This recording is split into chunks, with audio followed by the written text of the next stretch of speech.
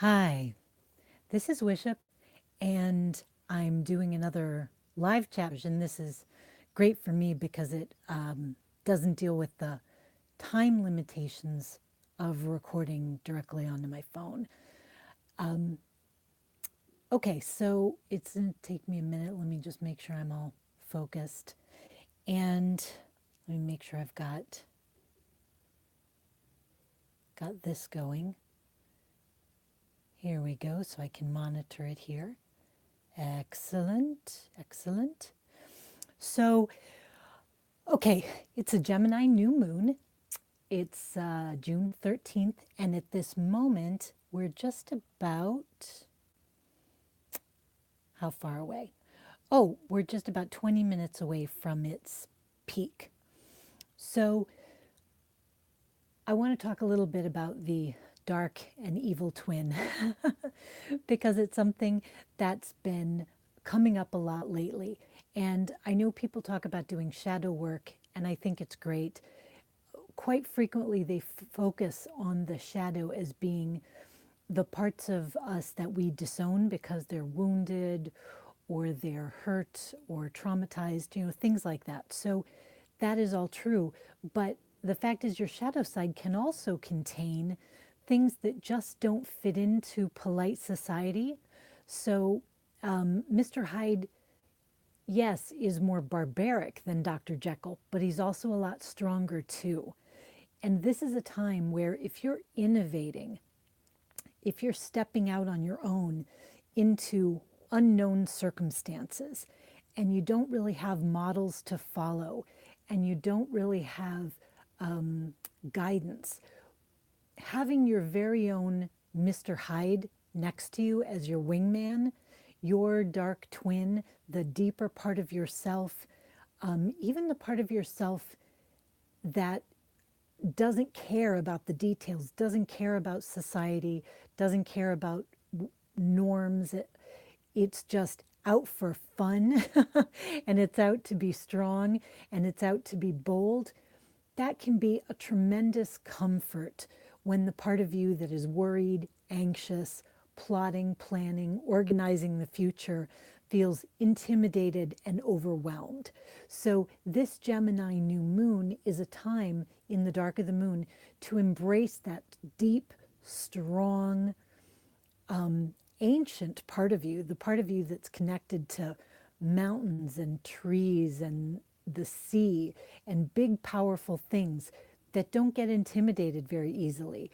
There's a part of you that is connected to them, and that is also in your shadow. That's also part of the quote unquote dark side. So I want to talk about maybe embracing that a little bit or thinking about can I pull that in, especially if you're daring to do things that are new, you're daring to do things alone, you really are stepping out in some ways, having having some backup from a strong devil may care, kind of I don't know, a devil on your shoulder. If I don't know how else to put it. Somebody who is capable of saying, "Yeah, I don't care about that. Let's go forward. Yeah, I think it'll be okay. Let's have some fun." Somebody who can help you detach from things that you might be overly concerned about. So this is not talking about tromping in and trying to hurt people, but this is talking about getting that light sense of detachment and boldness and bravery you need. And that can be on the dark side too. So I've got a lot of cards laid out here. One of them is I got a new tarot deck. This is called the Crystal Tarot. It's a Lo Scarabeo deck by Elisabetta Trevisan. And another thing, I've got two Lenormand cards in the middle. This is Pixie's Fabulous Lenormand, or no, Astounding Lenormand. It is fabulous. I've got Uno cards, which you may have seen the last live stream I did. I was reading Uno cards, so I brought in a couple more. And I've also got, this is a bicycle playing card deck. This is a coffee house deck, so it's got these cute little coffee cups on it with the spades in the shape of latte foam or latte foam in the shape of spades.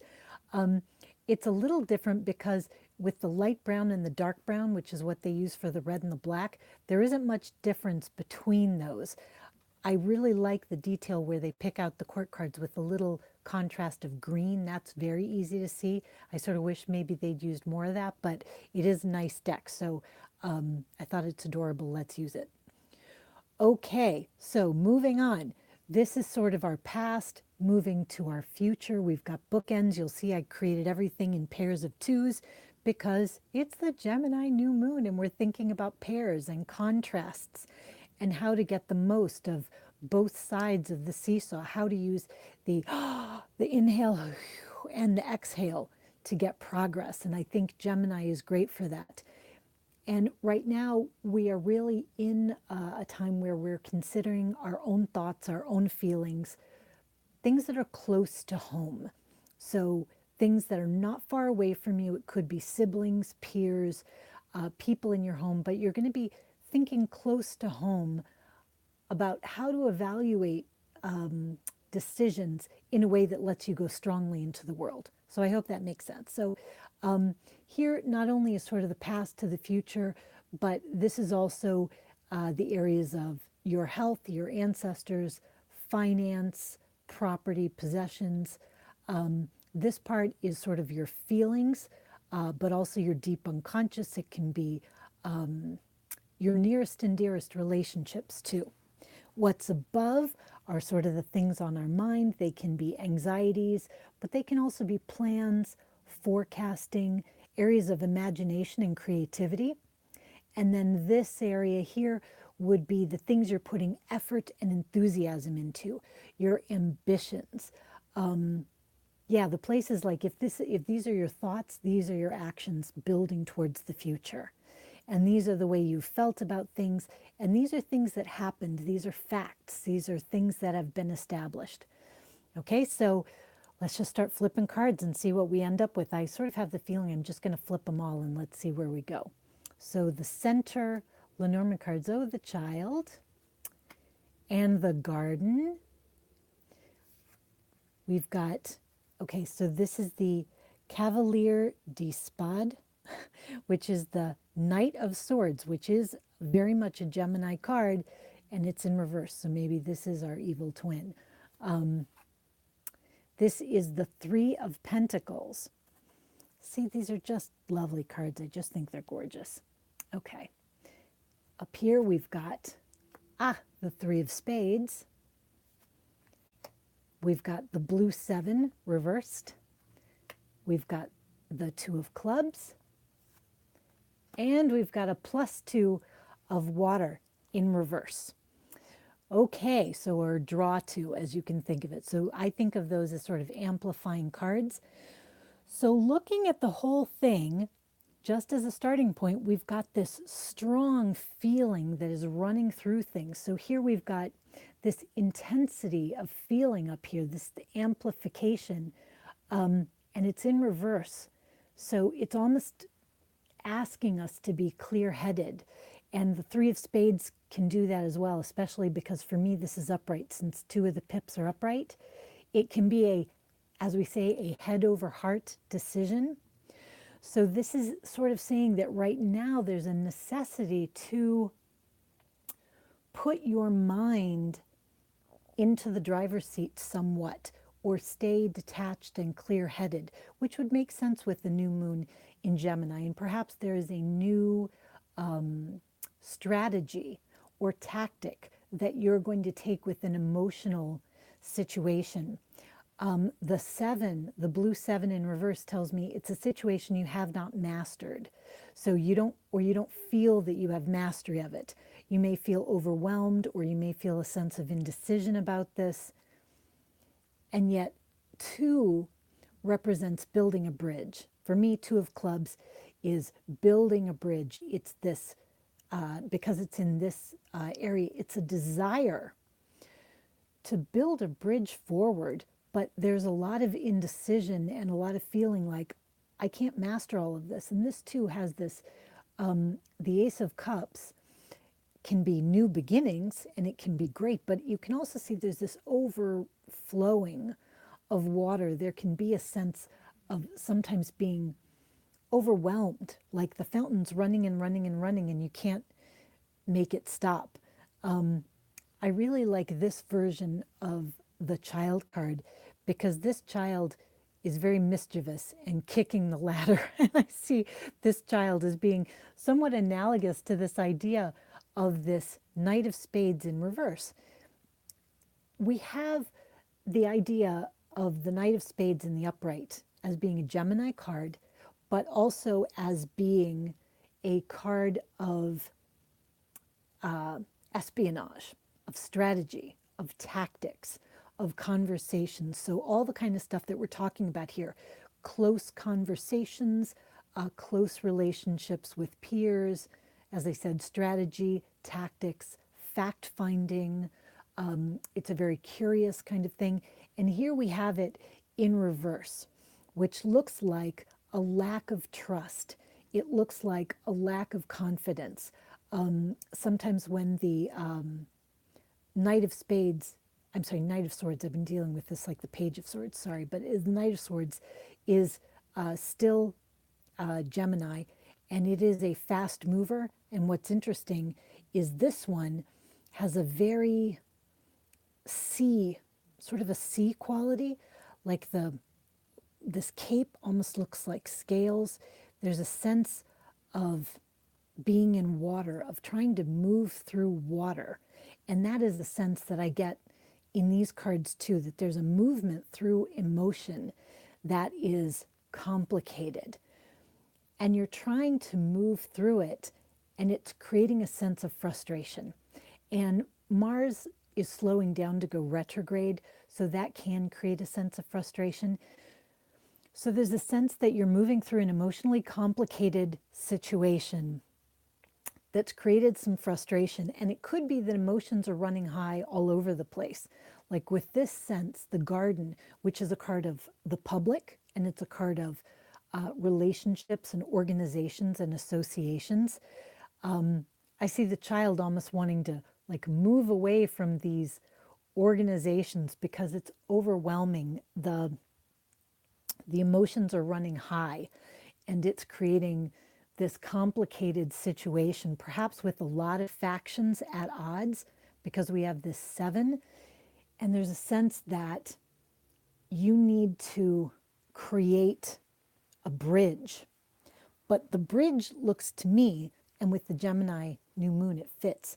It's going to be between two. It's going to be a bridge between, or an agreement between two things that make sense together. So even in this, sometimes people think of the 3 of Spades as a third party situation. In here, the third pip is on the outs. This is where 2 pips are in agreement. And so there's a sense here where there's the, drawing to and sort of doubling down on the emotion, that I feel like if you can find another person in this situation who has that cool, calm, detached feeling about it, that's not being hasty, but is being strategic, and who doesn't necessarily want to wade through all this emotion any more than you do. That's not their element either, if that makes sense. Right now, it feels like the people who are responding with emotions, and emotions are good things, emotions are your guides. But sometimes when emotions start cycling and people start reinforcing them among each other, we end up with emotions like guilt or group shame or anger or venom towards someone else. There can be these group emotions that we pick up and share together that create a situation which is not helpful, not healthful. And right now it looks to me, in this sort of future thing, the collaboration, which normally with the 3 of Pentacles, we would have this functional, workable collaboration that's getting results. It's not happening right now. So it could be that you are in a group of 3, or that there are 3 parts of a process you're in, or 3 people in a situation you're in, and it's not working. It's not functional. So this doesn't look to me too much like romance. I suppose it could be, but it certainly could be a family situation for sure. So let's say three siblings trying to work something out, and it's just not working. You get the three of you together, and you cannot come to agreement on it. Or it could be, as I said, three people doing a process at work, or you might have a three-part plan, and when you think of all three parts of this plan, I've got to do this and this and this, you're overwhelmed. It's too much. It just, all of a sudden you break down and you just don't see how to move forward. This is about the the the power of two, not the power of three, the power of two, and the power of detaching from something that is emotionally kind of strangling or drowning or overwhelming you, and looking at the pieces of the puzzle that you can solve rationally with a little bit of effort. That if you put a little bit of effort and a little bit of clear thinking, or maybe you form with a partner who feels the same way, you can make some progress. I'm not seeing you pushing things through in a huge way, because right now is a fairly internal time anyway, but you can make progress. These are small numbers that we're looking at, twos and threes, but you can make progress. But one of it is sort of keeping, as we say, your head above water.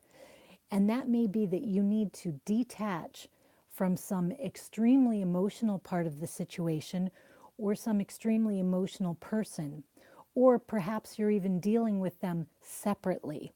You break it up, and you, instead of trying to have meetings with all three of you, you have meetings with one, and then you have meetings with the other. You may end up feeling like you're mediating between two parties. Maybe you will be able to do that mediation function, but whatever way you decide to handle it, it seems like the emotion of the situation is creating a problem. And Venus is heading out of Cancer into Leo. And so she's kind of giving a kiss on the way out to the very maternal sign of Cancer. But that can also have to do with emotional security. So there can be things that are, if Venus is not well placed in Cancer or not well looked after, you could have things like clinginess or jealousy or toxic comparison and competition, things that feel grasping. And so that's part of why I say this might be a family situation, or it could be a work situation. You could be competing for a client, and your competition is making this emotional appeal, and you decide you're going to make a very cool and rational appeal, and you're going to sort of show them what you can do for them in a really concrete, sort of rational way. And that could work well for you. And that could uh, get this get this Three of Pentacles from reverse to something that turns upright. Or you end up with the Two of Pentacles, and you end up with some sort of cyclic agreement. You end up with something that is working for a season or a period of time. I don't know if that exactly makes sense. Let's look at the bottoms of the decks and just see if there's any more amplification on this.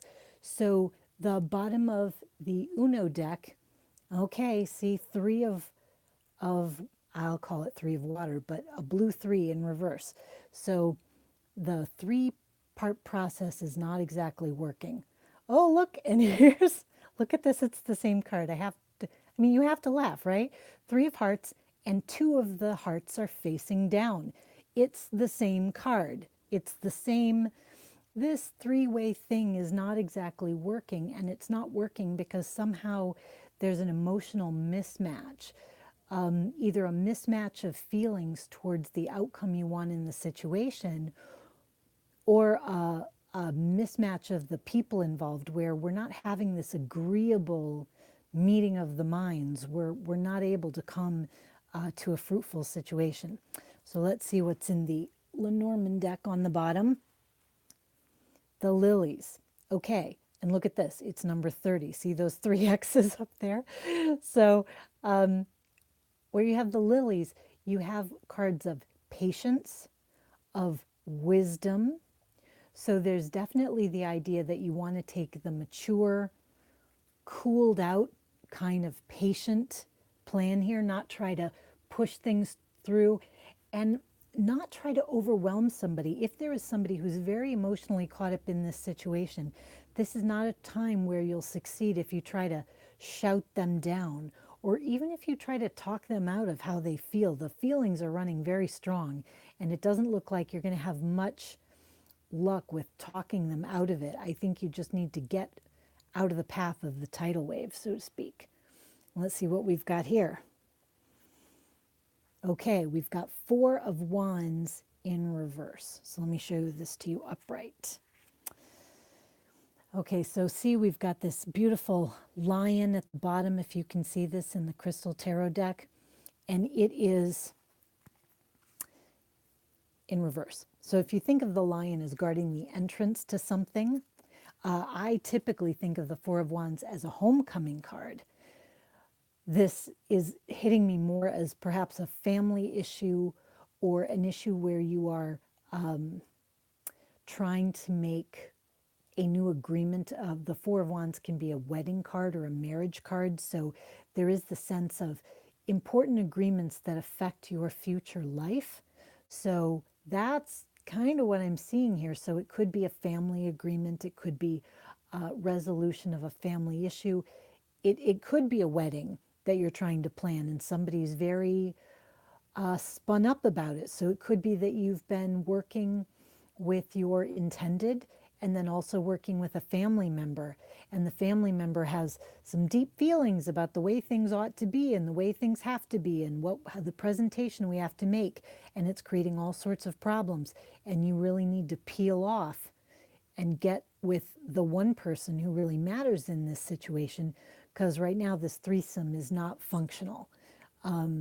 So I'm not sure how it will relate to your life. Hopefully you can figure that out. But this Gemini new moon is a great time to make a new beginning or turn a new page with this situation and really just take a new approach with a kind of mental clarity about the situation.